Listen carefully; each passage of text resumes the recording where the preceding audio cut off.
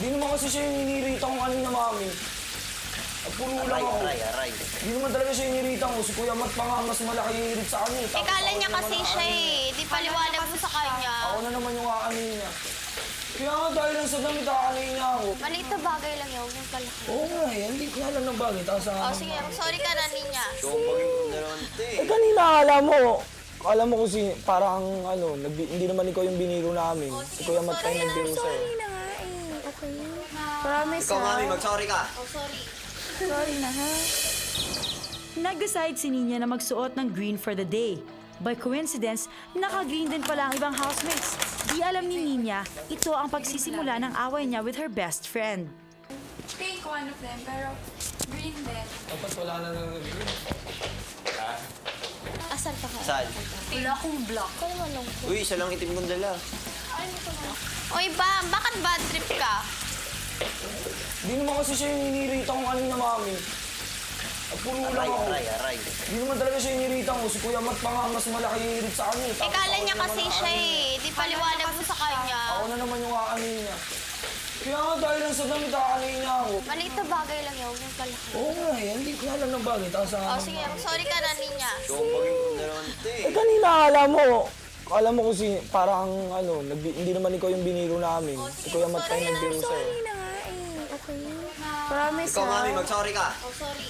Sorry na ha. Oo. May ibang mga bagay kasi na pag iniisip Kabog ka, mo, hindi mo bakla, na ah. kailangan sabihin sa ibang tao. Kaya nga, tinatanong ko lang kay mami kung okay Hoy, lang. kayong dalawa nga!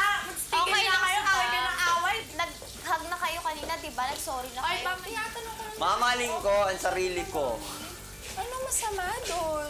Kahit masaya ang biruan sa sala, Huwag na. Tawa na. Dito pa lang. Ay, nawala. pinili pa rin magsulo ni Bam sa kitchen. Nag-effort si Gerald na samahan si Bam, pero gusto talagang mag-isa ni Bam at pumunta naman sa garden. Dito, sina Kim at Mikey naman ang lumapit sa kanya. Alala ko sa'yo eh, kanina pa ako ganito. Thank you. Pasensya na. Matamlay ka ngayon, bakit? Ang problema? Dahil di marunong mag-fold ng damit si Nina, naisipan ng tatlong i-surprise ito at i-fold ang damit ng saucy girl. Si Bam, tumulong pa rin. See, you still care for your best friend. In the afternoon, inutusan na ni Kuya ang 4 guys na candidates for forced eviction na mag-impake na. Gerald, Bam, Fred at Waki, maaari nyo nang kunin ang inyong maleta sa storage room at simulan nyo na ang pag-impake. Quiet lang sa pag-iimpake ang mga housemates. Parang hindi malabas ang lungkot na nafe-feel nila. Tinabihan ni Nina si Bam pero mukhang cold pa rin si Bam sa kanyang best friend. Wala na ba sa inyo? Ay, alam ko na. Kaya, nag-decide na lang si Nina na i-console na lang si Fred. Later, nagdasal na si Nina at nag-isa sa garden. Ninya, Olin, maaari nyo nang kunin ang inyong maleta sa storage room. Ba yan? May nagulat na ako biglang may nag-ayos eh. Wow, ah. Natuwa si Nina na makitang naka-fold na ang mga damit niya. Alam niyang si Bam ang gumawa nito at agad na hinag ang kaibigan. Okay na ba kayo? Dito na nagsimula ang maglabasan ng emotions ng mga housemates. Hindi ako aalis dito nang nagkaaga niya.